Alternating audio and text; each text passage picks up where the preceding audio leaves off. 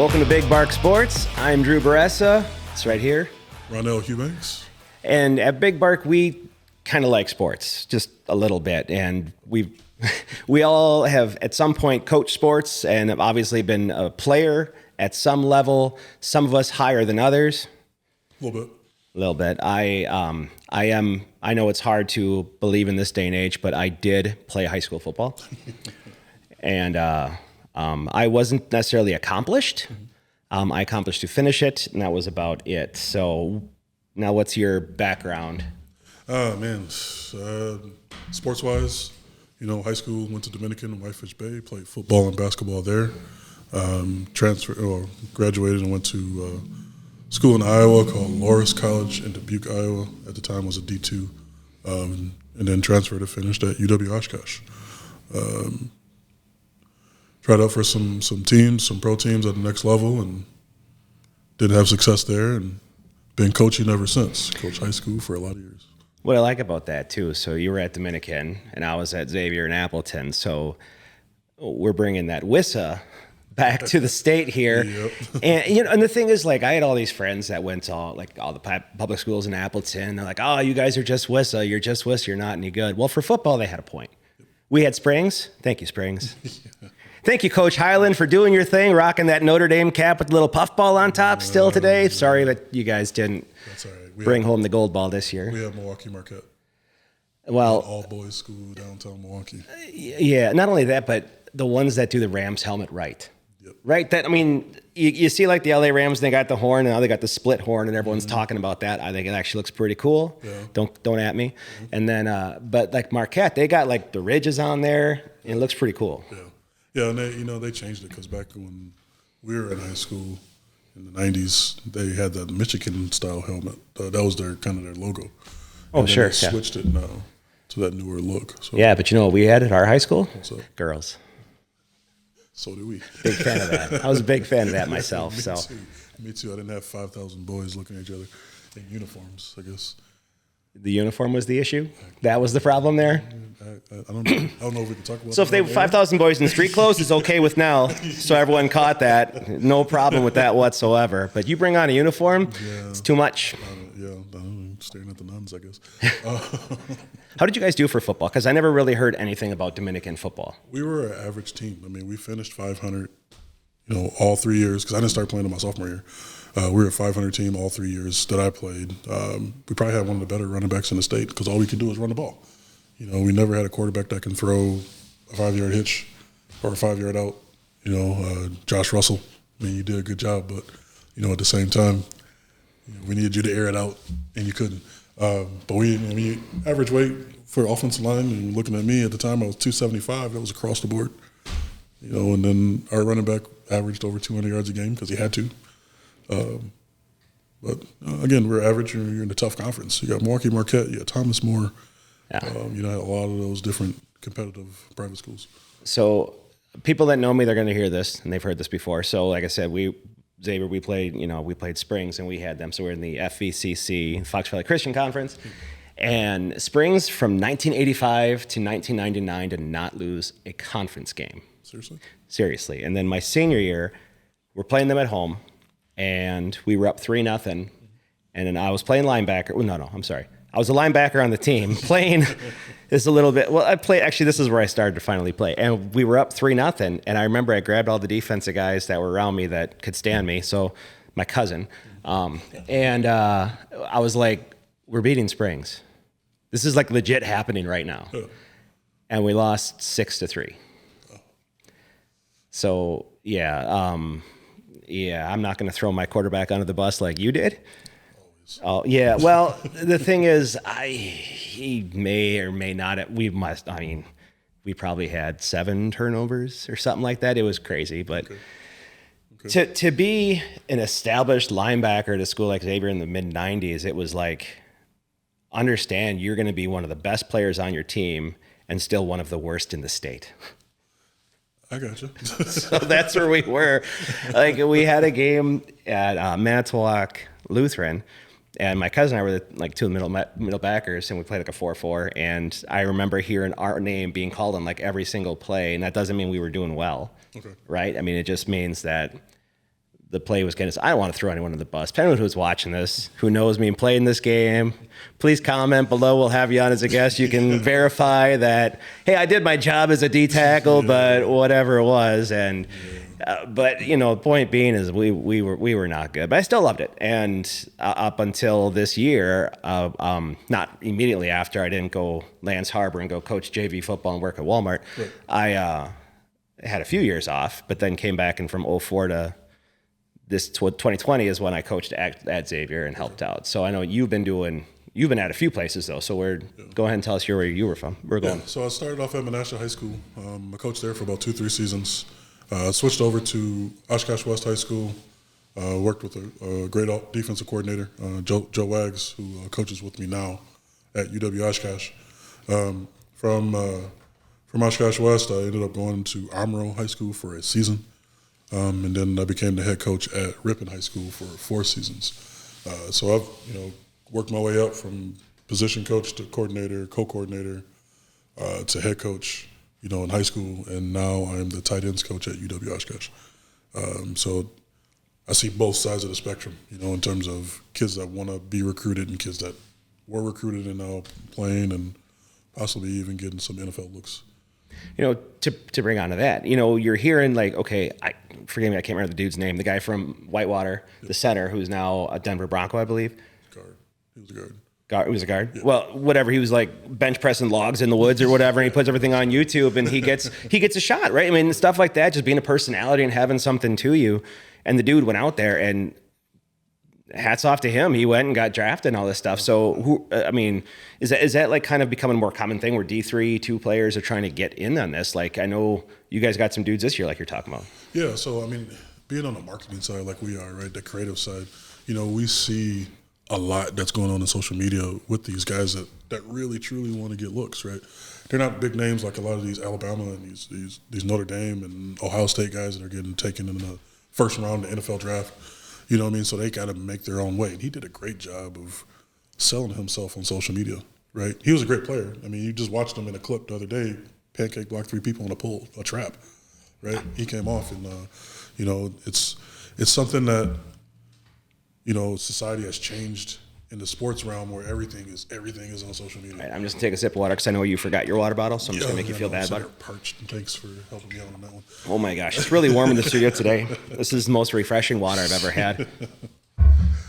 So in terms of like the D3 players, right? So the WEAC conference is what they say online is the SEC of D3, right? Because we produce, good football week in, week out. Every game is really a playoff game for us as we go into a game in conference, right? So we have some of those players. So Whitewater's got a ton of those players right now. We have a couple of those players right now that are trying to get looks. And our big tight end, Justin, we call him Kaz, Justin Kostabowski. I'm not going to try it. I tried it yesterday. I think I was like 0 for 7 saying his name. You'll see the guy. You guys will see that later on in an episode of Big Bark Sports. But last names and that, I can do hockey names. I can't do a dude from Amro. Makes no sense to me. Yeah, Kaz is a big guy. 6'4", 6'5", 260. He can definitely block. He can run routes at every level. He does a good job on special teams as well. I hope he gets a great look. He's playing in the FCS Bowl this weekend, and then if he does well, he possibly can get invited to other bowl games. But he needs to advertise himself, right, out there on Twitter and those platforms, so he can get looked at, so people can actually see his personality. I think that's what helped the guy that plays from Whitewater that plays for the Broncos. They got to see his personality, how much fun he got to have, and the type of person that he is, and how hard he worked. Yeah, and like. Today you don't have to have as much in-person stuff, right? Like it used to be all the scouts had to go see you play, and you had to have pro day and all this stuff. And you brought up before about Notre Dame, like, oh, all these guys from Notre Dame, are they getting drafted? Well, some of them get drafted. Ron Paulus, I'm still waiting for your Heisman, buddy. I know that dates us a little bit, but I was told it wasn't when you were going to win, when it was how many you were going to win, and I got as many as you do, bub, just so you know. Yeah, exactly. Hey, Chris Winky's got us both. Just, I did get to hold that Heisman when I was working in Minneapolis because he's from Minnesota. Yep. Chris Winky is. Yep. He was. I think he was at the time. He was like 1 year out of college. I think he was like 39 years old, and but that's a hefty trophy. Yeah. So I mean, it was pretty cool to actually kind of see that up close and all that stuff. So that was kind of interesting like that. Did you have any aspirations? I mean, I'm not talking when you were playing at Oshkosh. Were you? I'm like, Lil Nell going. I'm going to go make the NFL. Yeah. I mean, football. So growing up in inner city Milwaukee is a little different, right? So Milwaukee's more of a basketball city, right? So me going to Dominican was basketball, right? Coming out of inner city, I thought it was Charles Barkley, Larry Johnson. I was trying to dunk on everybody. A short version of Shaq, I guess, if you want to call. Just trying to make a name, and then I found this outlet, for, I don't know, my anger, right? Because my neighborhood was so bad growing up that it was like I needed an outlet to let out my frustrations without going and doing something stupid, right? So football, right? Buddies were like, hey, come play football. And I'm looking at them like, man, I ain't trying to get hurt. They're like, dude, you're too big to get hurt. Right? So, I mean, I'm not trying to hurt anybody. Is that? Yeah. Except maybe you were. I don't know. But I mean, going out there and I fell in love with the process. Having a group of guys try to work together to achieve a common goal, trying to get 1 yard at a time, right? Best team sport. Best team sport. Best team sport there is. Absolutely. Closest thing to life situations, that I can think of. Ups and downs throughout the game, ups and downs throughout life. The sport and the teams that I played and been a part of taught me a lot. So, but I mean, aspirations of playing as Little Nell was probably NBA. Because I grew up down the street from Tony Smith. You remember him? He used to play for the Lakers and the Charlotte Hornets. Yep. He was literally one house over from me, right? So it was like I watch him on the sidewalk dribbling, going to school because he went to Tulsa East. I talked to him, he was kind of like a big brother figure to me. And then the other fun part was going to middle school with Rodney Buford, right? Watching him as he was this little skinny, scrawny kid like Michael Jordan. Sure. Right, and then all of a sudden, sophomore year of high school, he grows into this 6'6", 200-pound phenom, taking off and just dunking on everybody with ease, and then playing, at the parks with all these guys, Deontay Flanoro and Terry Black and Jose Winston and those guys. So Terry Black, Mesmer product, if I recall. I know at Dominican before your time, but they had a dude named Shannon Green. Mm-hmm. I saw him play. So by the way, again, this is where I can say rip on Wissa all you want. I had all these buddies, like I said, rip, hey, went to North, they went to Appleton North, Appleton West, Appleton. Well, you guys couldn't compete. Well, we went down, I was a student. Dude, I wore T-shirts in the crowd for a reason. I didn't have aspirations of being Barkley or anything like that. I'm probably in Barkley shape now. I am too. And my golf game's similar. That's about my association with Barkley on that. But Xavier was a basketball power as well. So and playing in Wissa, no offense to the Kohl Center and all that, but the Mecca, man, the Mecca back in the day, and I mean back in the day, before LED lights, before replacing the bleachers, the center scoreboard just had the numbers and letters. That was phenomenal. Because not only that, but that one place only holds 10,000. So 6,000-7,000 in there for a basketball game. It sounds ridiculous. Yeah. Well, for us at Dominican, it was fun because we're a basketball school. Yeah. Right. We had Andy Kowski, who played for the Badgers. They went to the Final Four. He played. Don't talk to me about Andy Kowski. What? Don't talk to me about Mike Kelly at Pius. Yeah, Mike played against Mike Kelly, right?